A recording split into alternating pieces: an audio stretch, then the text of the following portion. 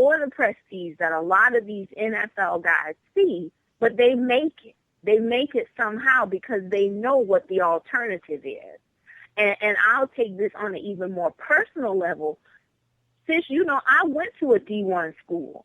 I made friends with a lot of these guys. I met one guy my freshman year. I couldn't believe it. He had never been on a plane before. I was like, what do you mean you've never been on a plane? Like, how do you get around? Like, how do you go to places? How do you go on vacation? He was like, vacation? What are you talking about? Right, wow. We barely had air conditioning during the summer. Like, we didn't have those kind of luxuries. So that was really eye-opening for me. But the one thing he said is, I am damn sure not going to wind up in a shotgun-style house back in Barney, Georgia. And he didn't. He absolutely didn't. He had the talent. He went to the NFL. He played well, and he managed his money. And he knew at that young age that I'm not going back to damn South Georgia to try and piece together a job. And there are a lot of guys out there that are like him, and those are the people that we really need to focus on, as well as other players need to say, look, man, you don't know what to do with your money, then you need to go holler at so-and-so and so-and-so. We need to send them over to Ryan Stewart. Because he's got the money stashed away here and there. I don't care if you get it, shrink wrapped and bury it in a hole in the ground somewhere. Right. Put that bitch in the shoebox. I mean, we're making jokes and stuff. Not even Allen Iverson, you name it. I don't care what you have to do with it, just to say, you know what? I might get a little reckless with my money. I'm going to take $100,000 out in cash, and I'm going to drop it in a hole somewhere, just in case something happens. Like, we have to start, demanding. But yeah, we have to start demanding more for ourselves. And when I say ours, I mean, I'm not an NFL player, but that's just like the guys that I went to school with. A lot of them, and, some of them didn't make it. Some of them got 1 year in the NFL, and that was it. They got their little money, and some of them were wise with it. They said, you know what? I know this shit is not going to last forever. I know I can't compete on this team with those kind of guys. So this contract that they're giving me, you better believe I'm socking some money away. I know that girl over there does not like me for my high self-esteem and my beautiful personality. She wants to get some of this money. So no juice for you. Go find somebody else to reach off. But Thorny Switch. Here's the thing, Thorny. You got to understand there are more people who don't think that way than people who do. What do you say? And that I'm needs to change. It does need to change. But it really stems from where you come from. Like, Thorny, I'm not going to lie to you. If I hit the Mega Millions tonight and I make $300 million, I will absolutely blow through the first 100. I will absolutely blow through the first 100 million. And you got to realize, like, and I'm saying, like, we're not making excuses for these guys because they're 24. But you are, though. You got to understand, people come from different backgrounds. If I got a background of the history of my family, I just gave you a live example of me getting to know someone who had a very different upbringing than I did.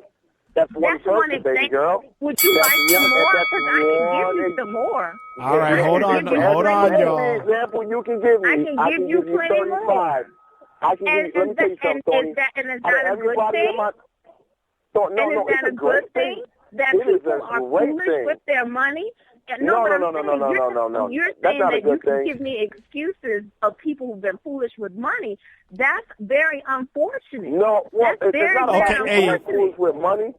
It's not about people that's foolish with money, Tony. It's more about people who were brought up with parents who didn't really know anything about saving or know anything about credit. I will go back to my same friend who came up in a single-parent household. But you're talking about one friend. Mother did not have a college degree. But you're talking about one friend. All right, well, let's put it in this context, Tony. You got people who go, and I hate to have to bring this up. It's not even about that, though. It's like you buy into these stereotypes that people that come from quote unquote. No. You done talk all night. You done talk all night. Time the hell out, okay? You buying into a lot of these stereotypes that you hear, particularly about black people and black children, that almost kind of discounts them because they come from a quote-unquote broken home, because they're raised by a single parent. And whether that's their mother or their father, it doesn't matter to me. I don't put limits on people. Now, is having two parents in the household a better thing? Some people will say yes. Some people will say no. That's another debate. I don't want to get into that. I don't want to, because you have some people who have both parents in the house. Dad beats on the mom all the time, but, they come from a two-parent household, whereas you have other people, like my friend who played in the NFL for several years, single-parent mom. She didn't have advanced education, but they use good old-fashioned common sense to make it. But Thorny, you got no. So what? So you do. You got people who grow up seeing their moms get beat on by their dad who never touch a woman. Then you got people who grew up seeing their moms get beat on by their dad who grew up and they beat their women. You can't. It's different. You got people who grew up without a father. You got people who grew up without a father. You're trying to run the whole conversation. I'm not holding on. We've listened to you all night long, Fish. I'm not. And what I'm saying is, everyone has. I'm not making excuses for these people. I'm understanding. I'm just You're understanding so that everything busy is different. talking, trying to get your. We've heard your point all night, Fish. And if you recall, but you're so busy wanting to hear yourself talk, the first thing I said when I got on the line was, Fish, you make good points. Yes, what you're talking about is real. Yes, it does happen. All I'm saying is that people really need to stop just kind of handing out these kind of excuses carte blanche, and it should be a case-by-case basis. Okay, now, hold up. Everybody calm down. And there you go again. Jeez, Fish, give it a rest. We've heard you all night. I'm agreeing with you. I just want to get one more point out before the show is over. Jeez. Okay, yeah, let's let Thorny get her point out, because we are up against the clock. But Thorny, we're going to go a little over here. Get your point out, and we're going to let Fish respond and let us respond. So you have the floor, Queen. Okay, thank you. So thank you for agreeing with me, Fish, because, again, I said that when I first jumped on the line. All I'm saying is that the excuses, and yes, I'm calling them excuses, the excuses at some point for some situations, they have to stop. And although there are definitely there are young men who come into the NFL and they're disadvantaged for various reasons. They don't know how to manage money. They may not have a lot of people around them that are supporting them. In essence, I want them to be selfish. I want them to think about themselves, and I want them to think about themselves not now, not 5 years from now, but 10 years from now, 15 years from now, 20 years from now. And I think if you had more people surrounding them, whether it's coach, friends, family, the guy on the block, parents, whoever, and people stop handing out these carte blanche excuses, you wouldn't have documentaries like Broke. And the fact that you have that kind of documentary, and it's not new, it's nothing new. The information is out there. I just want these young men to do so much better for themselves, because they have a God-given talent that most people would give a limb for. They would give a child up for, to say, if I could do this profession, this could be my quote-unquote job. We already know they have a lot to deal with, whether it's the players' union or a coach that doesn't like them or a teammate that's jealous. Be selfish and say, although I have all of this other BS to put up with, I want to be able to say that when I'm ready to quit, I can quit and I can walk away from this and I can have some money in the bank. Like, we just have to stop with so many of these excuses. And Sluggo put a great point up in the chat that says, you have to self-educate. The same way these guys will get up and they know that, I got to work out in the off season. I have to stay in shape. I have to do this. I have to do that.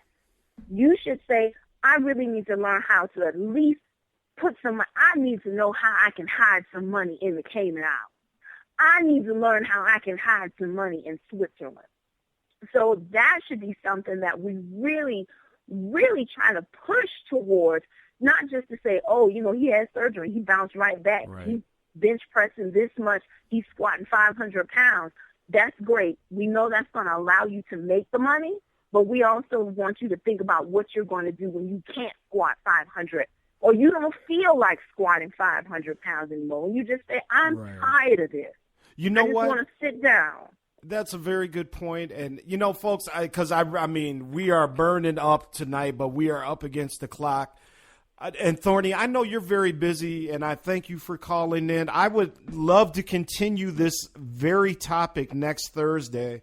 So, Thorny, like I said, Thorny's out there doing her masters and whatnot. Thorny, if we could get you back next Thursday with Fish on the Sports and More show, and we could really kind of get into this a little bit more, because this is great, and I really want to get into this because this is a topic that relates to, all athletes out there, and I got some stuff I'd like to say about it, but we just running out of time tonight. Are you free next week? Mm-hmm.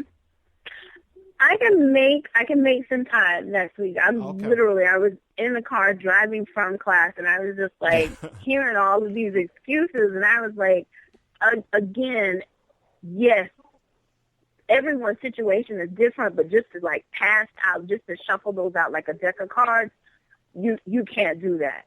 You can't do that. Yep, and we got Fisher and his passion as well. And Fisher, we got to get you back as well, brother, because I'm gonna get back. Yeah, and that's the one thing. And my only thing I'd say, Thorny, and I'm gonna keep it short, and hopefully we can get back on next week. I just want to say that an excuse is different from a reason and understanding. I'm not trying to make excuses. I'm just trying to understand their reasons. Right. Different situations are different. So that's all I got to say. And I don't want to keep up. I know we're against the clock, but hopefully you can get back on with us next week, man, because this is a very good topic, and I think that this is a very healthy discussion. I totally agree, man. And if anybody has not seen the 30 for 30 broke, it's on YouTube, Netflix. It's everywhere. Please check it out, and we'll kind of use that as a basis for next week and continue the conversation. Thank you. Way to go, Reg. Yeah, I was quiet. I'm being quiet. Thank you all for Thorny, before we let you go, as we kind of talked about before, now Thorny Switch is quite a unique little code name, but we're going to get a little contest going. So we got to figure out Thorny Switch's real name. And I know Jungle Brother knows it, but Jungle, you keep it to yourself because we're going to have fun with this one.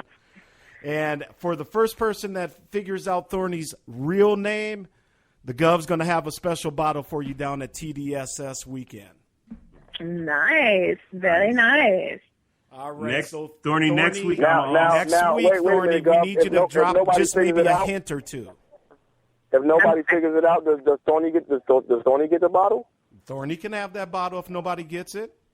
Oh, she's never going to admit it then. Even better. I'm not a cheater. I wouldn't do that. I just know that no one's going to guess it. Next week, Thorny, I will have Carla on, and she's going to be talking Mike Tomlin with all y'all ladies, so just so you know. Well, that means that you won't be on the show because we all know how jealous you are of Mike Tomlin. Yep, and you got Angie over here smiling right now. So, all right, y'all, I appreciate it. And first off, Thorny, thank you so much because I know how busy you are with school and everything. So, thank you for taking some time to drop some knowledge. Queen Thorny. Thank you. Thank you for taking my call. I appreciate it. No you problem. Guys have a great night. Thanks, Fish. Thanks, Gov. Thanks, Reggie. Love you, Thorny. You take care. Drive safe down there. I love you, too. I love you guys. Hopefully I'll see everyone in September. Absolutely. All right. There goes Miss Thorny Switch, ladies and gentlemen. The one and only. And she really is the smartest woman not on TV.